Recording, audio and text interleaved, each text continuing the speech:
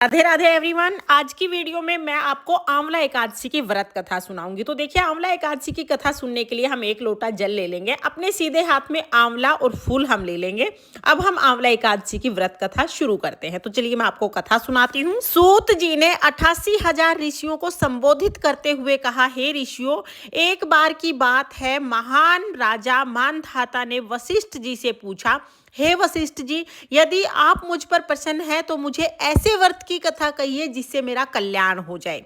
महर्षि वशिष्ठ जी बोले, हे राजन, सब व्रतों से उत्तम और अंत में मोक्ष देने वाला आमलकी एकादशी यानी आंवला एकादशी का व्रत है। राजा मानधाता ने कहा, हे मुनिवर, इस आमलकी एकादशी के व्रत की उत्पत्ति कैसे हुई? इस व्रत के करने की क्या विधि है? हे वेदों के ज्ञाता, कृपा करके इसका सब विवरण मुझे विस्तार पूर्वक कहें। मुनि वशिष्ठ ने कहा, हे राजन, मैं तुम्हारे समक्ष विस्तार से इस व्रत का वर्णन करता हूँ। यह व्रत फागुन मास के शुक्ल पक्ष में होता है। इस व्रत के फल से समस्त पाप नष्ट हो जाते हैं। इस व्रत का पुण्य 1000 गोदान के बराबर होता है। आमलकी एकादशी की महत्ता उसके गुणों के अतिरिक्त इस बात पर भी है कि इसकी उत्पत्ति भगवान विष्णु के श्रीमुख से हुई है। अब मैं आपसे इसके पुण्य फलों को देने वाली पौराणिक कथा कहता हूँ, ध्यान पूर्वक सुनो। वैदिक नामक एक नगर था। उस नगर में ब्राह्मण, वैश्य, क्षत्रिय, शूद्र चारों वर्ण आनंद पूर्वक रहते थे। नगर में सदैव वेद ध्वनि गूंजा करती थी। उस समय नगरी में कोई पापी, दुराचारी, नास्तिक आदि नहीं था। उस नगर में चैत्ररथ नामक राजवंशी राजा राज्य करता था। वह महान विद्वान तथा धार्मिक प्रवृत्ति का था। उसके राज्य में कोई भी दरिद्र और कंजूस नहीं था। उस राज्य के सभी निवासी विष्णु भगत थे। भगवान उस राज्य पर विशेष कृपा किए हुए थे। वहां के वृद्ध से बालक तक सभी निवासी प्रत्येक एकादशी का व्रत करते थे। एक समय फागुन मास के शुक्ल पक्ष की आमलकी एकादशी का दिन था। उस दिन राजा से प्रजा तक, वृद्ध से बालक तक, हर्ष सहित सभी एकादशी का व्रत किए हुए थे। राजा अपनी प्रजा के साथ मंदिर में आकर कुंभ स्थापित करके तथा धूप, दीप, नैवेद्य, पंचरत्न, छत्र आदि से धात्री का पूजन करने लगे। वे सब धात्री की इस प्रकार स्तुति करने लगे, हे धात्री, आप ब्रह्मा स्वरूपा हो। आप ब्रह्मा जी द्वारा उत्पन्न और समस्त पापों को नष्ट करने वाली हैं। आपको नमस्कार है। आप मेरा अर्घ स्वीकार करें। आप श्री रामचंद्र जी के द्वारा सम्मानित हैं। मैं आपसे प्रार्थना करता हूं, मेरे समस्त पापों का हरण करें। उस देवालय में रात्रि को सबने जागरण किया। रात्रि के समय उस जगह एक बहेलिया आया। वह महापापी दुराचारी था। अपने कुटुंब का पालन करने के लिए वह जीव हत्या करता था। वह भूख प्यास से अत्यंत व्याकुल था। कुछ भोजन पाने की इच्छा से मंदिर के एक कोने में बैठ गया। उस जगह भगवान विष्णु की कथा तथा एकादशी महात्म्य सुनने लगा। इस प्रकार उस बहेलिये ने समस्त रात्रि अन्य लोगों के साथ जागरण में व्यतीत की। प्रातःकाल होते ही सभी लोग अपने अपने घर को चले गए। इसी प्रकार वह बहेलिया भी अपने घर आ गया। वहां आकर भोजन किया। कुछ समय बीतने के पश्चात उस बहेलिये की मृत्यु हो गई। उसने जीव हत्या की थी। इस कारण हालांकि वह घोर नरक का अधिकारी था, किंतु उस दिन आमलकी एकादशी का व्रत तथा जागरण करने के प्रभाव से उसने राजा विदुरथ के यहाँ पर जन्म लिया। उसका नाम वसुरथ रखा गया। बड़ा होने पर वह चतुरंगी सेना सहित तथा धन्य धान्य से युक्त होकर 10 सहस्त्र गांवों का पालन करने लगा। वह तेज में सूर्य के समान, कांति में चंद्रमा के समान, वीरता में भगवान विष्णु के समान तथा क्षमा में पृथ्वी के समान था। वह अत्यंत धार्मिक, सत्यवादी, कर्म वीर और विष्णु भगत था। वह प्रजा को सम्मान देने वाला था, प्रजा का पालन पोषण करने वाला था। दान देना उसका नित्य कर्तव्य था।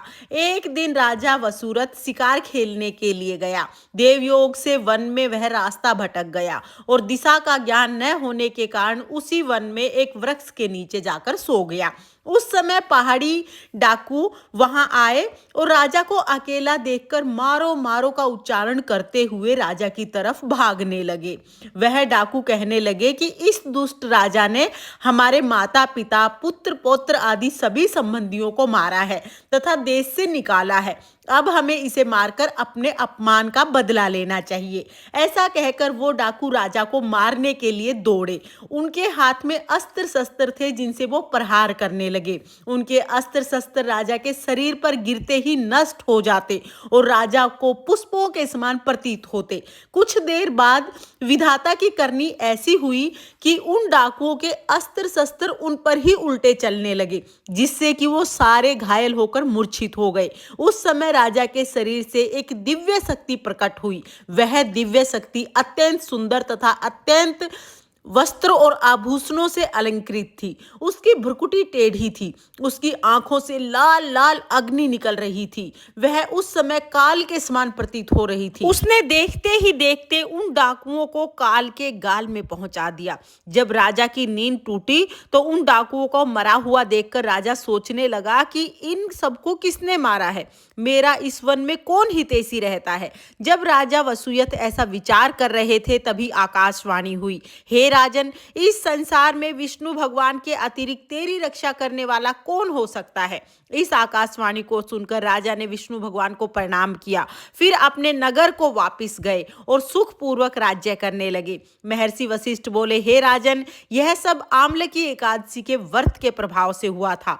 जो मनुष्य एक भी आम्लकी एकादशी का व्रत करता है वह प्रत्येक कार्य में सफल होता है और भगवान विष्णु के धाम को प्राप्त करता है। भगवान विष्णु की शक्ति हमारे सभी संकटों को काटती है। यह मनुष्य की ही नहीं, देवों की भी रक्षा करने में समर्थ है। इसी शक्ति के बल से भगवान विष्णु ने मधु कैटभ नामक दैत्यों का संहार किया था और इसी शक्ति ने उत्पन्ना एकादशी बनकर मुर नामक दैत्य का वध करके देवों को सुखी किया था।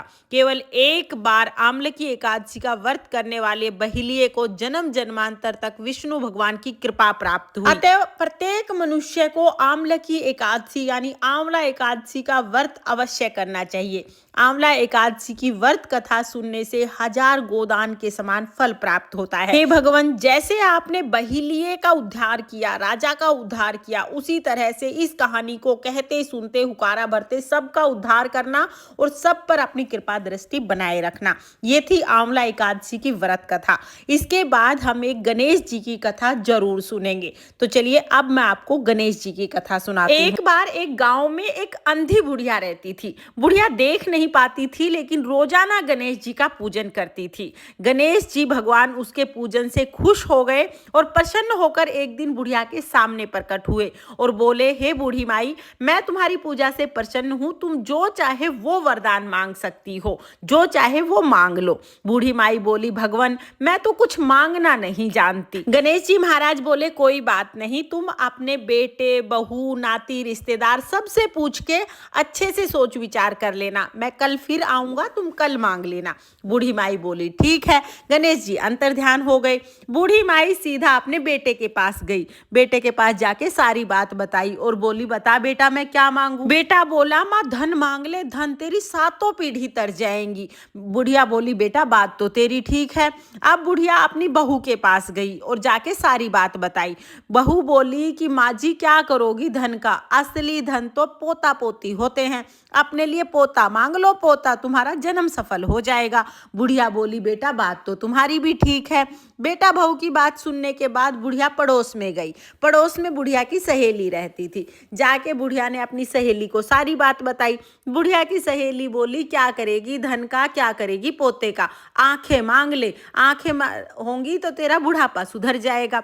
बुढ़िया बोली, बात तो तेरी भी ठीक है। सबकी बात सुन के बुढ़िया घर आ गई। रात को बुढ़िया को पूरी रात नींद नहीं आई। यही सोचती रही, क्या मांगू क्या मांगू। सोचते सोचते दिन निकल गया। सुबह फिर गणेश जी महाराज आए। बोले, बताओ बुढ़िया, क्या वरदान मांगना है, मांगो। बुढ़िया बोली, हे गणेश जी महाराज, मांगना तो मैं नहीं जानती, लेकिन अगर आप मेरी पूजा से प्रसन्न है और मुझे कुछ देना ही चाहते हैं तो बस इतना दे दीजिए कि मैं अपने बड़े से महल में सोने के पालने में अपने पोते को झूलते हुए देखूं। अब गणेश जी महाराज तो ये बात सुनते ही ठाका मार मार के हंसने लगे। हे बूढ़ी माई, मैं तो तुम्हें बहुत भोली समझता था, तुम तो बहुत चतुर निकली। एक ही बात में धन, पोता, आंखें सब कुछ मांग लिया। अब ये कह के गणेश जी ने तो बूढ़ी माई को तथास्तु कहा और सारी चीजें दे दी। बूढ़ी माई के महल हो गया, पोता हो गया, आंखें आ गई। हे गणेश जी महाराज, जैसे आपने बूढ़ी माई की सुनी वैसे सबकी सुनना और इस कहानी को कहते सुनते हुकारा भरते सब पर अपनी कृपा दृष्टि बनाए रखना। ये थी गणेश जी की कथा। अब कथा सुनने के बाद जो आंवला और फूल लिया है वो हम जो आंवला वृक्ष है यानी भगवान विष्णु के चरणों में समर्पित कर देंगे। उसके बाद फिर हम आरती करेंगे और आंवले की परिक्रमा हम जरूर करेंगे। तो आपको आंवला एकादशी की ये व्रत कथा कैसी लगी कमेंट करके जरूर बताना। और अगर ये वीडियो आपको पसंद आई हो, वीडियो आपके लिए थोड़ी बहुत भी यूजफुल हो तो प्लीज़ वीडियो को लाइक कर देना और चैनल को सब्सक्राइब कर लेना।